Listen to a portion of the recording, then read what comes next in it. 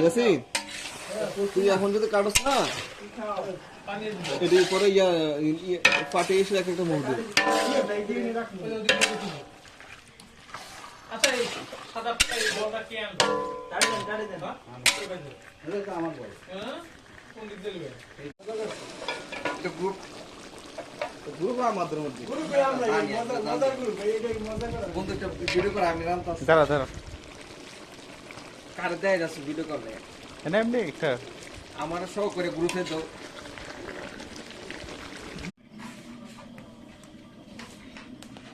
বিদায় সরকার